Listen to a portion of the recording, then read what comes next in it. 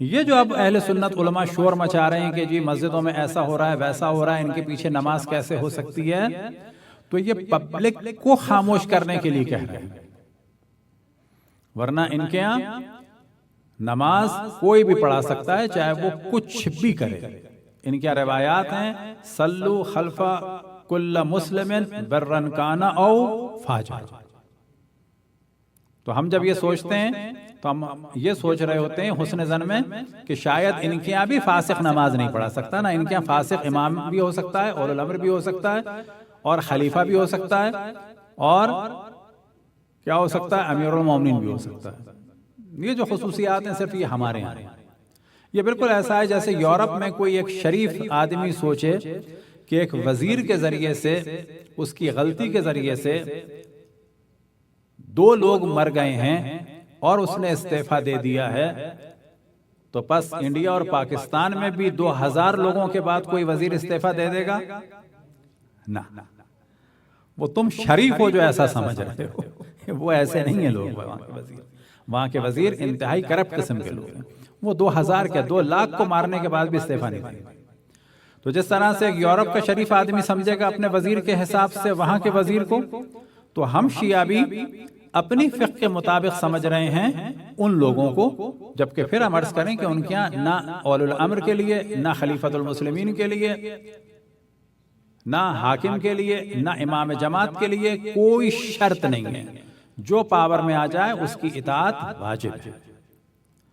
اب اللہ کا شکر ہے آل سعود کے کام یہ کلیئر ہو رہے ہیں، لیکن آپ دیکھیں بڑی تعداد خاموش ہے، اور یہیں سے پتہ چلتا ہے کہ یہ نظریات کہاں سے آئے۔ یہ سارے نظریات آئے خصوصاً عبداللہ ابن عمر سے اور بعض دیگر ان کے بزرگوں سے، کہ جنہوں نے اس زمانے میں یزید کو انڈوس کیا اور کہا کہ میں یزید کی بیعت کرتا ہوں، کیونکہ ایک رات بھی یزید کی بیعت کے بغیر، ایک رات بھی امام کی بیعت کے بغیر نہیں رہا جا سکتا۔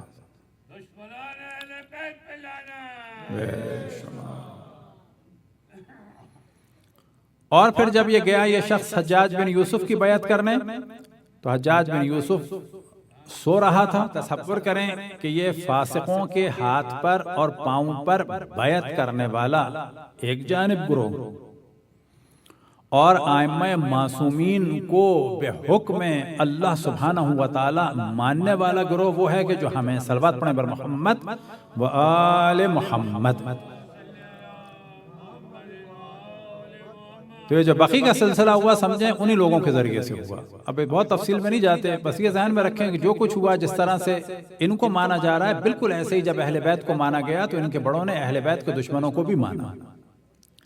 آج اگر کوئی کہے گا ان کے خلاف تو یہی کہا جائے گا مسلمانوں میں اختلاف ڈال رہے ہیں۔ اینن یہی سب کچھ کہا گیا تھا جب اہل بیت کی طرفداری میں کوئی دشمنان اہل بیت کو برا کہتا تھا، تو یہ کہتے تھے کہ جی یہ اولو الامر ان کی اطاعت کریں اور مسلمانوں میں اختلاف نہ ڈالیں۔ آج بھی یہی عالم ہے، اس وقت بھی یہی عالم تھا۔ آج بھی اہل بیت پہ ظلم ہو رہا ہے، اس وقت بھی اہل بیت پہ ظلم ہو رہا تھا۔ آج بھی اہل بیت کا دفاع کرنا جرم ہے، اور کل بھی اہل بیت کا دفاع کرنا جرم تھا۔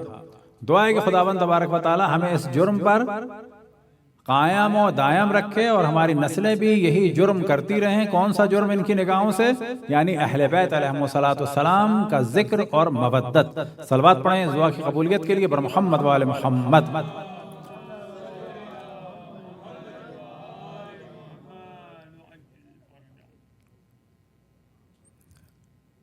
شب دہب الارض تو تفصیل سے اعمال نہیں بیان کرتے، لیکن صرف اتنا بتاتے ہیں کہ دعاؤں کے لیے ایک خصوصاً اہم ترین سال کا دن ہے، اور وہ ہے یوم العرفہ۔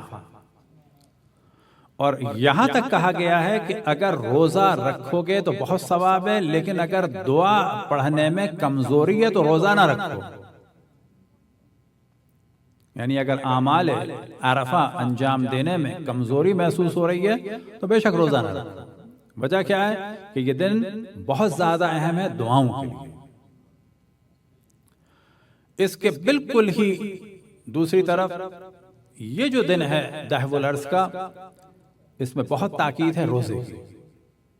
اب اگر کسی کے قضا روزے ہوں تو وہ مستحب روزہ نہیں رکھ سکتا۔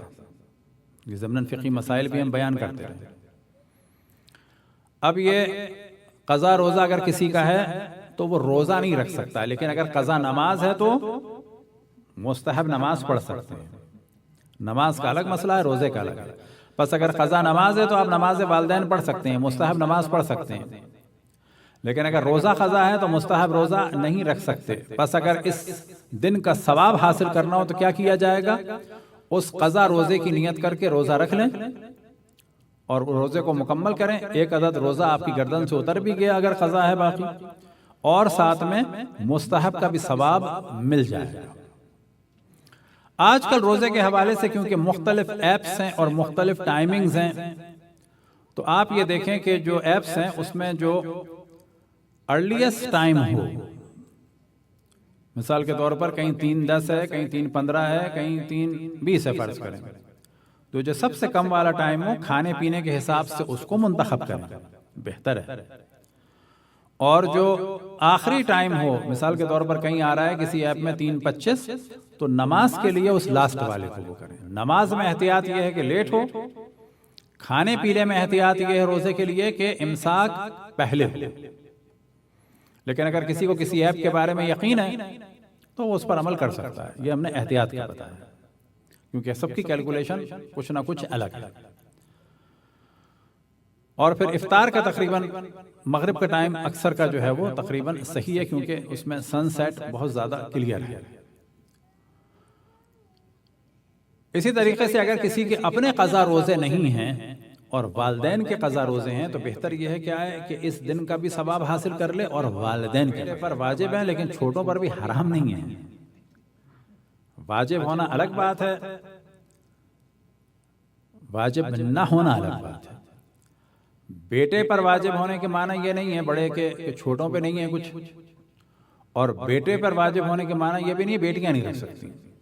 جو جتنا کر سکتا ہے اتنا کرے، اور خصوصاً بہن بھائی آپس میں ایک ڈسکس کریں اور سوچیں کہ والدین کی اگر قضا نمازیں ہیں تو ان کو ڈیوائیڈ کر کے پڑھیں۔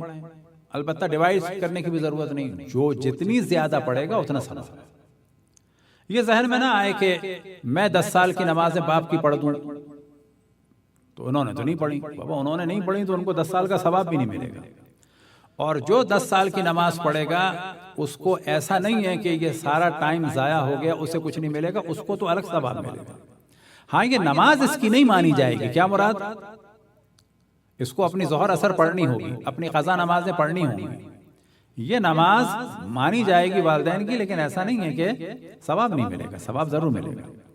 اب جب والدین کے لیے نماز پڑھی جائے قضا کی صورت میں تو ایک نماز کے بدلے ایک ہی ہوگی۔ مثال کے طور پر پتہ چلا کہ ماں نے کچھ دنوں کی نمازیں نہیں پڑھی تھیں تو ان کی فجر کی پڑھیں گے تو وہ انہی کی فجر کی ہوگی۔ جب باپ کی فجر کی پڑھیں گے تو باپ کی فجر کی ہوگی، باپ کی ماں کی ظہر کی باپ کی ظہر کی۔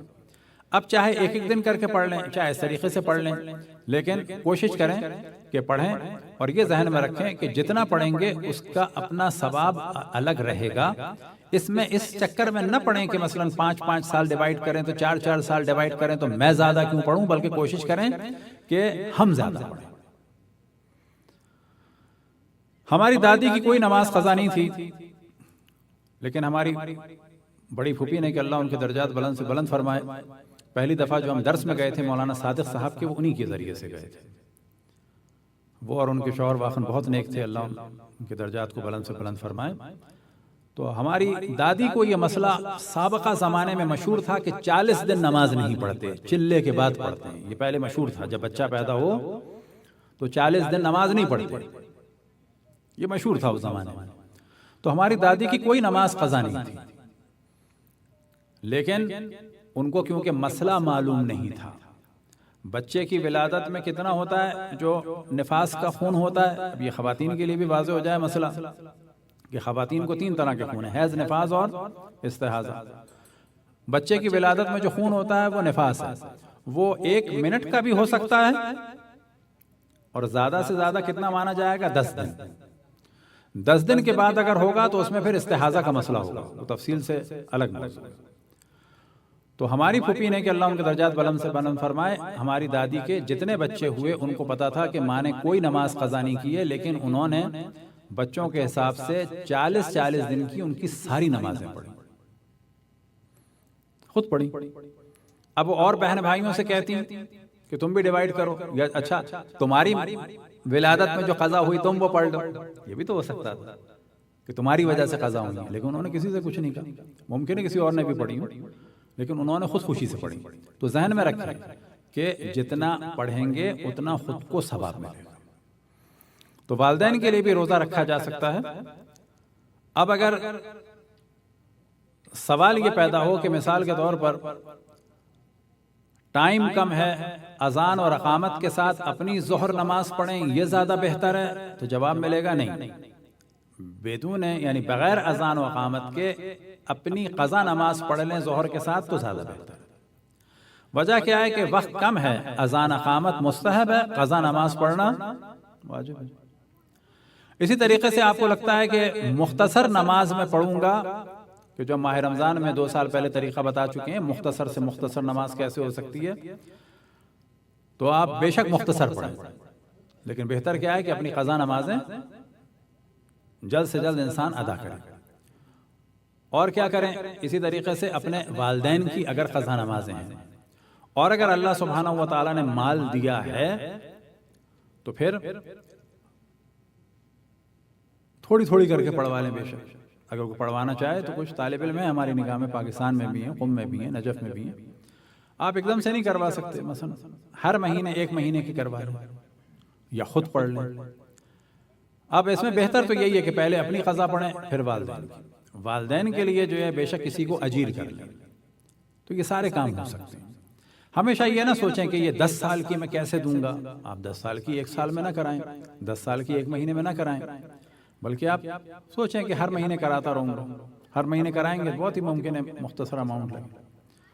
یا خود پڑھیں یا پڑھوائیں یا بہن بھائیوں کی توجہ دلوائیں.